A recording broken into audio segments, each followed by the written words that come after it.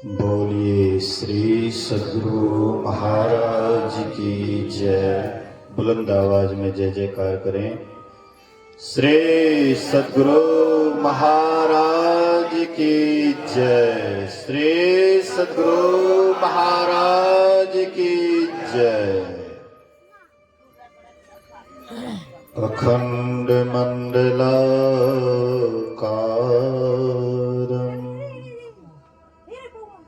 व्याप्तं येन चराचरम् तत्पदं दर्शितं येन तस्मै श्री गुरुवे नमः। धन्य धन्य सतगुरु सुखद महिमा कही न जाए। जो कछु कहो तुम्हारी कृपा मौतें कछु न बसाए। सर्वत्र सर्वदा वर्तमान सद्गुरु महाराज जी के पावन चरणों में कोटि कोटि नमन। उपस्थित गुरुजन, धर्म प्रेमी सत्संगी बंधुओं, पूजनीया माताओं तथा भक्तिमती बहनों, 3 दिनों से यहाँ पर सत्संग हो रहा है, लेकिन पूरे परिवार को एक बार भी नहीं देखे बैठे हुए। पंडित जी के पास सब बैठते हैं, दोनों भाई, दोनों की पत्नी भी बैठती होगी, लेकिन सत्संग में 3 दिनों से हो रहा, लेकिन एको बार नहीं देखे। अफसोस की बात है, जिधर अधिक लाभ होता है लोग उधर नहीं जाना चाहते हैं। थोड़े में अगर संतुष्ट हो जाइएगा तो अधिक लाभ को कभी प्राप्त नहीं कर पाइएगा। यह कर्म कांड क्यों होता है? मूल मकसद क्या है? कर्म कांड इसलिए हो रहा है कि उनको मुक्ति मिल जाए। जो यह शरीर को छोड़ दिए हैं उनको मुक्ति मिल जाए। लेकिन कर्मकांड आपको मुक्ति तो नहीं दिला सकता है। हाँ, हो सकता है मुक्तित करने में आपको मदद दे सकता है। हम लोग पूजा पाठ क्यों करते हैं? पूजा पाठ में आप जो एक एक सामग्री लेते हैं और सामग्री के साथ जो पूजा करते हैं, तो एक एक सामग्री के साथ मन की एकाग्रता होती है। और जब पूरा मन एकाग्र होता है तब हम ठीक से पूजा कर पाते हैं, ध्यान कर पाते हैं। इसीलिए पूजा पाठ है। लेकिन पूजा पाठ करते हुए सब दिन अगर पूजा पाठ ही करेंगे तो फिर हम आगे नहीं बढ़ पाएंगे। कुछ दिन के लिए पूजा पाठ करते हैं। जैसे विद्यार्थी पहले लिखने के लिए नहीं होता है तो स्कूल जाते हैं, पहले बैठने के लिए सीखते हैं, इसके बाद फिर लिखने के लिए सीखते हैं। नहीं लिखा जाता है तो हाथ भी रख देते हैं स्लेट पर और किसी तरह से लिखते हैं। तो ये कर्म कांड भी आपको ज्ञान के ही तरफ बाद में झुकाता है। पहले के राजे महाराजे बहुत यज्ञ करते थे, हवन करते थे, कर्मकांड करते थे, लेकिन बाद में वह ज्ञान का सहारा लेकर के ध्यान करते थे और बाद में वह मोक्ष प्राप्त करते थे, मुक्ति प्राप्त करते थे। लोग ये भी सोचते हैं कि अभी जीते जी संसार में जो जो काम धाम करना है कर लेते हैं, मरने के बाद मुक्ति मिल जाएगी। बेटा अग्निदान कर देंगे, भोज भंडारा हो जाएगा तो छुटकारा हो जाएगा, ऐसा भी लोग सोचते हैं। इसीलिए सत्संग ध्यान नहीं करना चाहते, सोचते हैं कि मरने के बाद तो छुट्टी मिल ही जाएगी, तो सत्संग ध्यान करने से क्या होगा। लेकिन बात ऐसी नहीं है।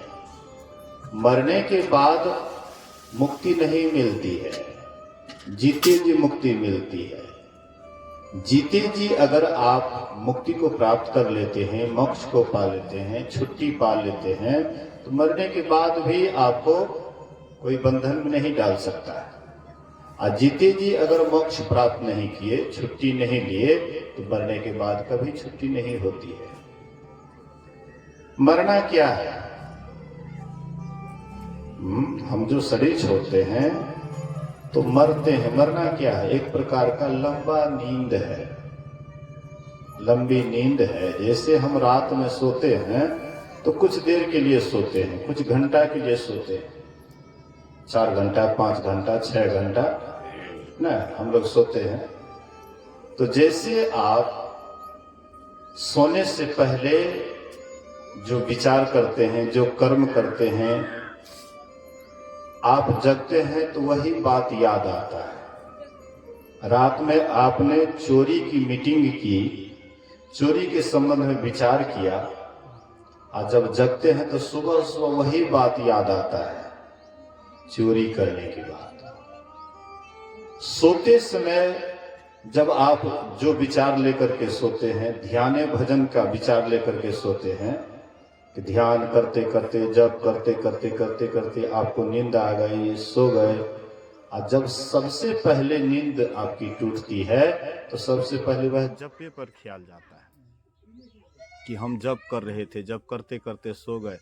और उस समय में जब आप सुबह में जगते हैं तो आपको बहुत अच्छा लगता है।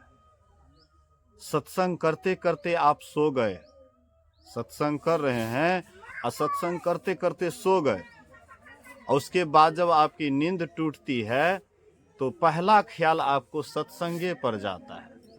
सत्संगे करते करते जगते हैं तो संसार के झंझट में मन को उजराते हुए अगर आप सोते हैं और बाद में जब जगते हैं तो वही झंझटे पहले सामने में आता है। ये बात को याद रखिएगा। तो इसी तरह से जैसे आप सोने से पहले जो अधिक विचार करते हैं और वह विचार करते करते सो जाते हैं, जब जगते हैं तो वही विचार सामने में पहले आता है। इसी तरह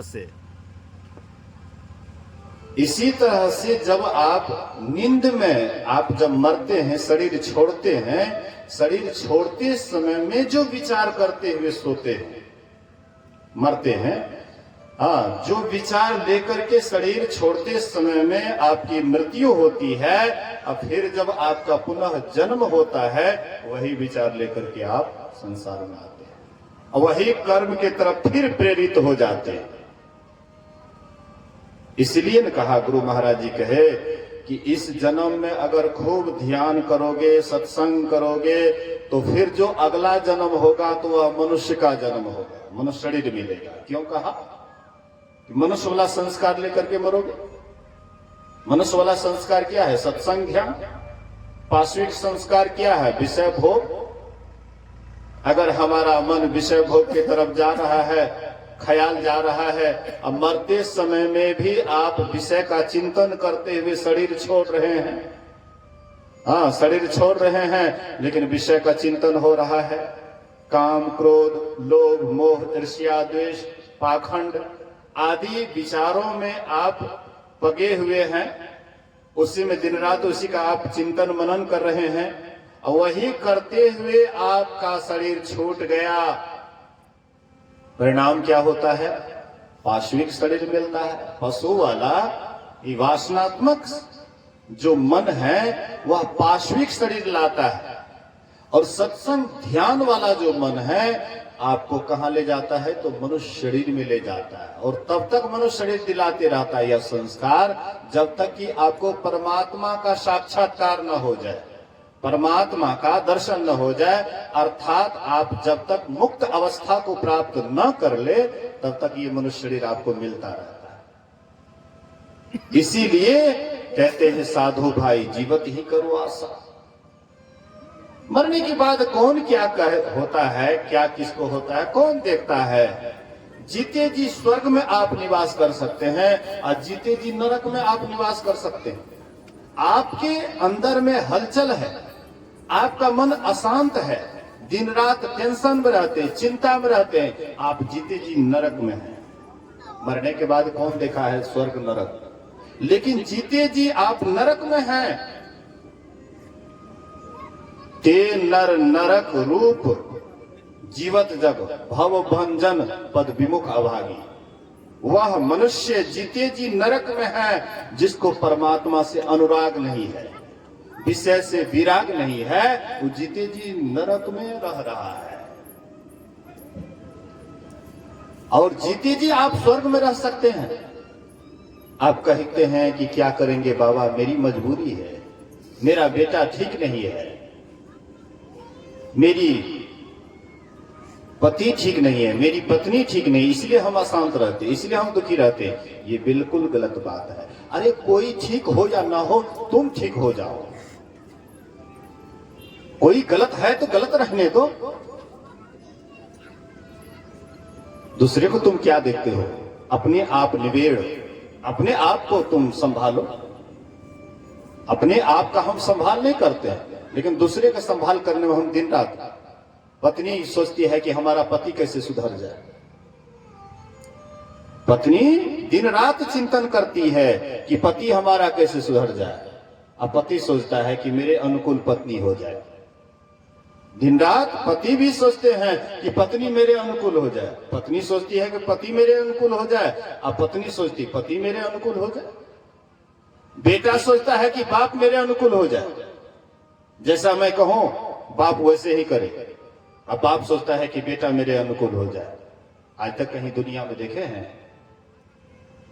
मन के अनुकूल सब कुछ आपका हो जाए? आप जैसे होते हैं सोचते हैं कि पूरा दुनिया वैसे ही हो जाए, लेकिन आपके जैसे दुनिया हो जाएगा तो क्या हो जाएगा? सुखी हो जाएगा। अरे आप हो जाइए संतों के जैसे, आप हो जाइए भगवंत के जैसे, तब दुनिया सुधर जाएगा। आप सोचते हैं मेरे अनुकूल हो, आप अपनी तरफ क्यों खींचते हैं?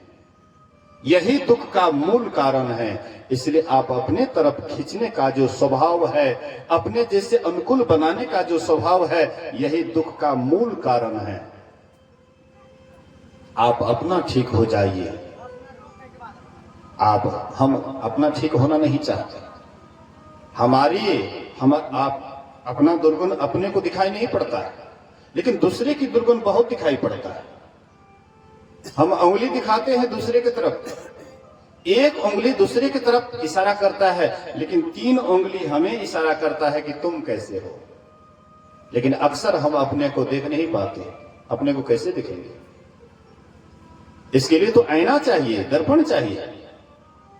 दर्पण के पास जाइएगा तब न दिखाई पड़ेगा कि हम कैसे हैं, और दर्पण के पास जबे नहीं करिएगा। क्यों पता, कैसे पता लगेगा? वह दर्पण क्या है? अपने आप को देखने का दर्पण है ध्यान। अपने आप को परखने का दर्पण है ध्यान। और जब तक ध्यान में नहीं देखिएगा तो अपने आप को पता नहीं लगेगा कि हम किस स्वभाव के हैं। कहीं हम मनुष्य में रहते हुए कहीं हम जानवर तो नहीं हैं।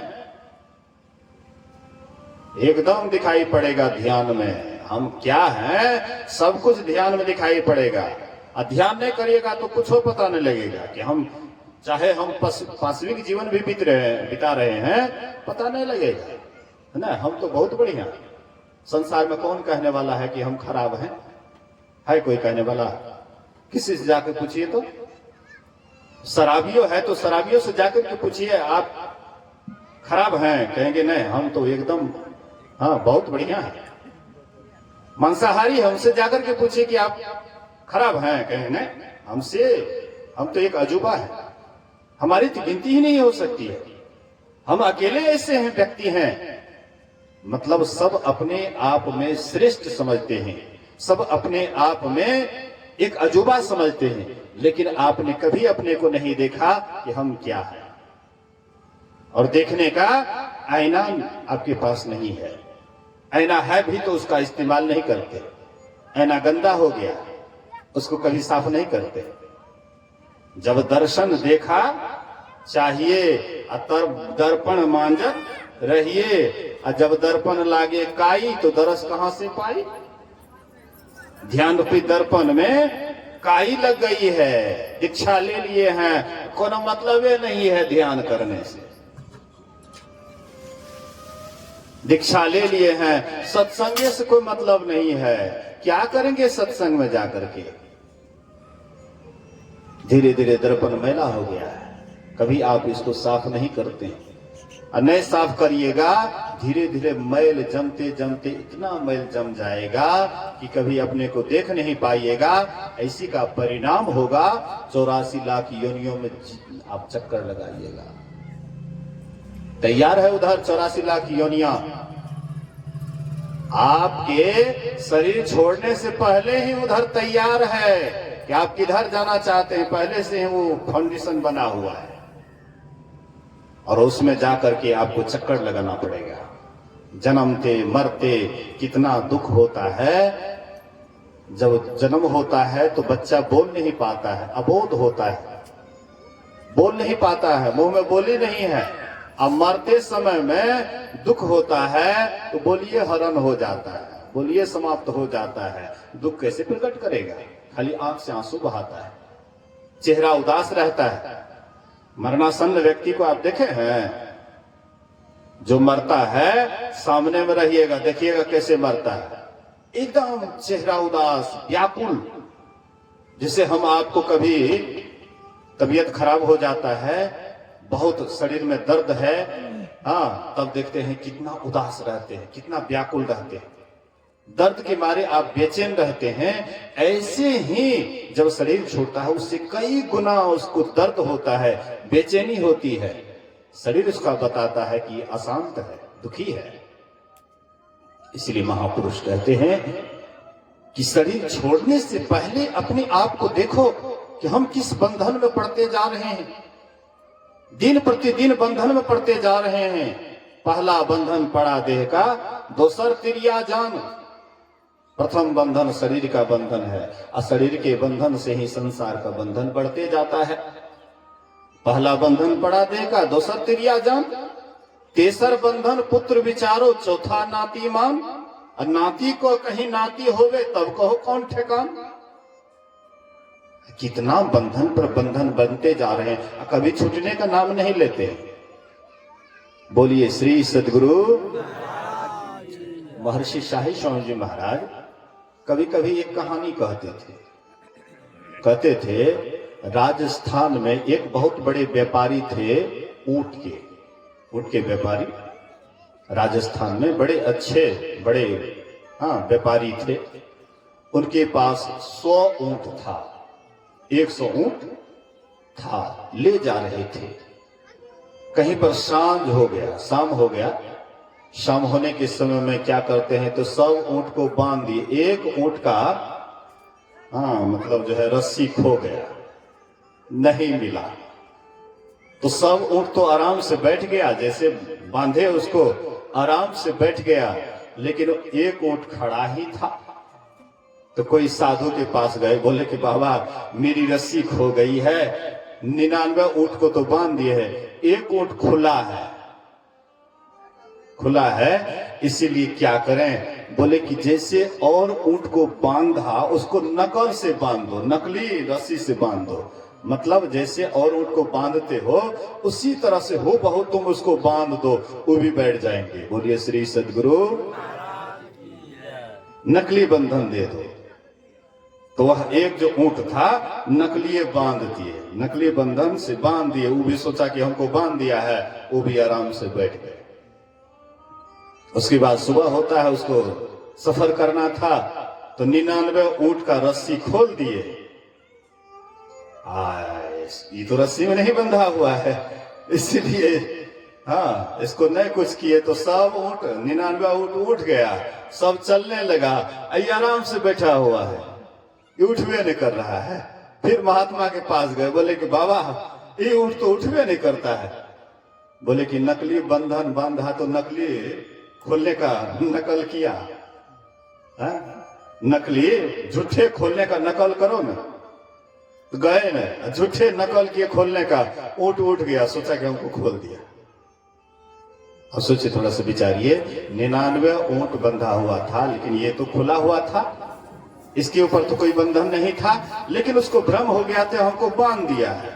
तो नकली बंधन से बांधा, तो फिर नकली बंधन को खोलने का तरीका दिखाया, तो फिर वह खुल गया, फिर वह उठ गया, चलने लगा। बिल्कुल ऐसे ही हम आप भी नकली बंधन में बनते जा रहे हैं। बोलिए श्री सद्गुरु। ऐसे ही जैसे वह झूठे बांध में बांध दिया था व्यापारी, ऐसे हम आप भी नकली बंधन में बनते जा रहे हैं। ई कौन है तो पति है, ई कौन है बेटा है, ई कौन है बेटी है, ई कौन है नाती है, ई कौन है नतनी है। और जब शरीर छोड़ देते तब कौन होता है? कौन नतनी, कौन नाती, कौन बेटा, कौन पोता है? की करबे बाबा, है छोट नतनी छे ने, त्या लग एकरो देखभाल करे पड़े छे, पाले पड़े छे, बेटी के संभालना ही छे। अपना बच्चा को पाले संतोष नहीं हुआ, अब बेटी के बच्चा को पाल रहे हैं, पोता को पालते, पोती को पालते, आई पालते पालते एक दिन आप भी यहाँ से चले जाइएगा। पालते रहिए जीवन भर। आपको सत्संग ध्यान करने का भी फुर्सत नहीं है, बंधन को खोलने का फुर्सत नहीं है। झूठे बंधन आप दिन रात बंधे जा रहे हैं, इससे खोलने का आपको फुर्सत नहीं है। दिन रात आप इसी बंधन में पड़ करके एक दिन शरीर छोड़ देते हैं, जिसका परिणाम होता है कि और दुख में चले जाते हैं। बंधे तो गाढ़े बंधन, गाढ़े बंधन में हम पड़ जाते हैं। ऐसे गढ़े बंधन में पड़ जाते हैं कि छूटने से छूटे नहीं, कितनों करोड़ों प्रयास करते हैं और छूटने के बदले और बंधने में पड़ते जा रहे हैं। ऐसी बेड़ी मोह सकल व्याधिन कर मोला, कहते पुनि उपजही बहुसुला। मोह सभी व्याधियों की जड़ है। सभी जितनी भी व्याधियां हैं, सभी व्याधियों की अगर कोई जड़ है तो वह मोह है। ये मोह कैसा है?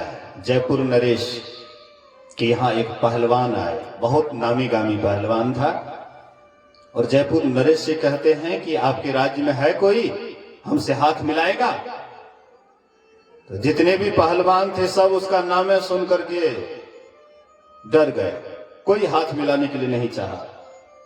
जयपुर नरेश बड़े चिंतित हो गए कि ये तो मेरी प्रतिष्ठा की बात है, पूरे राज्य में कोई इससे हाथ नहीं। अरे पटके नहीं, पटका ही जाए, लेकिन कम से कम लड़ने के लिए भी तो तैयार हो जाए, हाथ मिलाने के लिए भी तो तैयार हो जाए। लेकिन अफसोस की बात है पूरे राज्य में कोई तैयार नहीं हुआ, बड़े चिंतित अवस्था में थे। धीरे धीरे यह बात फैल जाती है। उनके जेल में एक जेली था, कैदी था, बहुत दिन से कैद खाने में था। वह कहते हैं जेलर से, जाकर के कहो राजा साहब से कि हम उससे लड़ेंगे, हाथ मिलाएंगे। राजा को बड़ी खुशी होती है कि कम से कम पटके नहीं, पटका ही जाए, लेकिन कम से कम हाथ तो मिलाए। तो चलो कोई ऐसा हुआ हाथ मिलाने के लिए। राजा साहब खुद गए वह कैदी के पास, जेली के पास, और कहते हैं कि क्या तुम उससे हाथ मिलाओगे? बोले कि महाराज उससे हाथ ही नहीं मिलाएंगे, बल्कि उसको उठा करके पटक भी देंगे।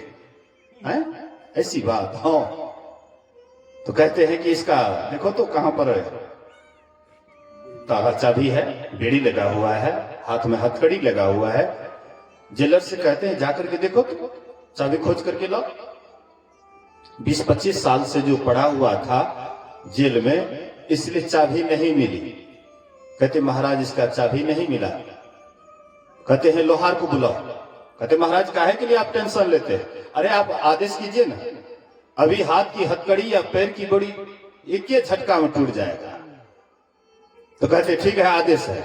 मारे धक्का, एक झटका मारे हाथ की हथकड़ी टूट जाती है, पैर से मारे झटका पैर की बेड़ी टूट जाती है। राजा को आश्चर्य हुआ, अफसोस तुम्हारे अंदर इतनी शक्ति और तुम साधारण मनुष्य की तरह यहाँ पर बैठा रहा। बोले कि राजा साहब ये आपका चार दीवारी, ये बेड़ी, ये हथकड़ी, ये तो मेरे लिए बच्चों के खेल के समान था। मैं चाहता तो पल में इसको तोड़ ताड़ करके भाग जाता, लेकिन अफसोस मैं तो चला जाता, लेकिन आप मेरे बाल बच्चे को कष्ट देते, दुख देते, परेशान करते। इसलिए बाल बच्चा के मोह के कारण मैं चुपचाप यहां पर पड़ा हुआ था। राजा कहते अफसोस, हाथ की हथकड़ी तोड़ी जा सकती है, पैर की बेड़ी को तोड़ी जा सकती है, लेकिन मोह की बेड़ी को तोड़ना बिल्कुल असंभव है। सदगुरु महाराज की जय। बिल्कुल यही हम लोगों के भी साथ हो रहा है। यही बाल बच्चा घर परिवार की ये मोह की बेड़ी दिन रात जकड़ते जा रहा है। हम लोग उसमें फंसते जा रहे हैं, लेकिन आराम से एकदम बैठे हुए हैं, एकदम शांत बैठे हुए, कोई परेशानी नहीं लगता है। लेकिन दिन रात आप परेशान हैं। बाहर से आप हंसते हैं तो क्या, बाहर से दुख को छिपाने के लिए आप हंसते हैं, मुस्कुराते हैं। जब आप जैसे ही रोड पर चलते हैं, रास्ता पकड़ते हैं, एकदम झूठा मुस्कुराहट आप दिखाते हैं दूसरे को कि हम बड़े खुश हैं, हम बड़े अच्छे हैं। आप अपने को अच्छे दिखाने के लिए अपना नकली खुशी दिखाते हैं, लेकिन अंदर से आप कैसे हैं थोड़ी देर के बाद पता लगता है। किसी से आप पूछिए कुशल है ना, कहेंगे हाँ हाँ एकदम बिल्कुल कुशल है, बिल्कुल कुशल है। और नजदीक में थोड़ी देर बैठिए, अब धीरे धीरे लेने लगी, देखिए भीतर से क्या निकलता है। क्या कहेंगे बाबा बेटी की शादी नहीं हो रही, बड़ी परेशान है, मुकदमा लड़ रहे हैं बाबा, आशीर्वाद दीजिए किसी तरह से मुकदमा में जीत हो जाए। इतना दुखड़ा सुनाएंगे। कुछ पहले आपने उनसे पूछा, कहा बिल्कुल एकदम सुखी है, हाँ बिल्कुल कुशल है। इस संसार ऐसा ही है, घर में रहते हैं कुछ और मुखौटा लेकर के, अब बाहर निकलते हैं तो कुछ और मुखौटा लेकर के, लोगों को दिखाने के लिए कि हम तो एकदम बिल्कुल न्यूट्रल हैं, हम बिल्कुल एकदम ठीक ठाक हैं, हम बिल्कुल स्वस्थ हैं। लेकिन भीतर में अब जब बातचीत होती है तब रोग का पता लगता है। शरीर में रोग होता है, 100 आदमी देख लेते हैं कि फलना आदमी रोगी है, संतावना देने के लिए भी चले जाते हैं। हे भाई की करबो, आप तो भाइये के लिए रोग, अच्छा कोहना के भगवान के सुमरन करो, हाँ की करबो, अच्छा डॉक्टरों जवाब दे देते, अच्छा कोनो बात नहीं है, भगवान के करो, संतावना देने के लिए चले जाते हैं। लेकिन मन में जो रोग है उसको कोई नहीं दिखता है, कोई अपना मन की रोग को व्यक्त नहीं करना चाहते हैं, क्योंकि उसका पोले खुल जाएगा। उनके भीतर में क्या रोग है अगर खोलने लगे उसका पोल खुल जाएगा, फिर तो वो अपना प्रतिष्ठा बचाएंगे, क्या करेंगे। इसीलिए महापुरुष कहते हैं एक व्याधि बस नर मरहि, ये असाधि बहु व्याधि। कहते एक रोग के कारण एक एक व्यक्ति की मृत्यु हो जाती है, ये तो अनेक रोग तुम्हारे साथ एक साथ लगा हुआ है। सो हाँ कहते हैं एक व्याधि बस नर मरहि, ये असाधि बहु व्याधि, पीड़ा ही संतत, हाँ जीव का सोखी मिला है समाधि। इतना पीड़ा, इतना रोग, वो कैसे ध्यान में आगे बढ़ेंगे, कैसे साधना में आगे बढ़ेंगे। लेकिन एक बात है, उदास होने के लिए उदास नहीं होना चाहिए। थोड़ा थोड़ा अगर आप अभ्यास कीजिएगा, थोड़ा थोड़ा भी अभ्यास कीजिएगा, लेकिन नित्य नियमित कीजिएगा, धीरे धीरे अपने आप दर्पण साफ होते जाएगा। बहुत जमा हुआ है दर्पण पर काई, मानते हैं, लेकिन धीरे धीरे अगर कोशिश कीजिएगा, 5 मिनट 10 मिनट आधे घंटा, धीरे धीरे क्रम क्रम को बढ़ाते जाइए, धीरे धीरे दर्पण साफ होते जाएगा। तब आपको अपना बंधन स्वयं दिखाई पड़ेगा, दूसरा आदमी को दिखाई नहीं पड़ेगा, अपना बंधन आप ही को बढ़िया से दिखाई पड़ेगा। और जब आप देखिएगा कि सही में ये बंधन में हम फंसे हुए हैं, तब आप वह बंधन से निकलने का कोशिश कीजिएगा। घर में आग लगी है, उस समय में आप पूछिएगा कि किधर से निकले। घर में आग लगी हुई है, आप जिस घर में हैं उसी घर में आग लग गई है, आप किसी से पूछिएगा, मर्यादा पूछिएगा कि क्या हमारा मर्यादा है, हाँ कहां से निकलना चाहिए, कौन रास्ता है। उस समय में चाहे खिड़की हो या जो भी हो, आप पहले जान बचाने के लिए हाँ पूरा जी जान लगा दीजिएगा कि किसी तरह से जान बचेगा तो लाख उपाय। इसी तरह से हम आप जहां पर बैठे हुए हैं, वह घाट में भी आग लग गई है, लेकिन आप एकदम आराम से बैठे हुए हैं। ऐसे ही एक व्यक्ति, 2 व्यक्ति था, एक अंधा था और एक हाँ, लंगड़ा था, लंगड़ा अंधा। और जिस घर में था वही घर में आग लग जाती है। तो अंधा कहता है, देख भाई, हम तो देख नहीं पाते, और तुम्हारे पास आंख है लेकिन तुम लंगड़ा हो। ऐसा करें, दोनों आदमी आपस में हाँ मतलब मेल कर लें और एक दूसरे के सहारे हम लोग इस आग से बच सकते, नहीं तो दोनों आदमी झुलस करके मर जाओगे। कहते हैं अच्छा ठीक है। तो अंधा कहते हैं कि मेरे कंधे पर तुम बैठ जाओ, तुम हमको रास्ता दिखाते हुए हाँ चलोगे, और जाते जाते दोनों आदमी का प्राण बच जाएगा। तो वही करते हैं, हाँ, अंधा के कंधे पर ही बैठ गए, और जिधर जिधर बोलते थे इधर चलो उधर चलो, तो धीरे धीरे दोनों का प्राण बच गया। ये अंधा क्या है, लंगड़ा क्या है? ज्ञान है आंख, हाँ, लेकिन ये ध्यान है।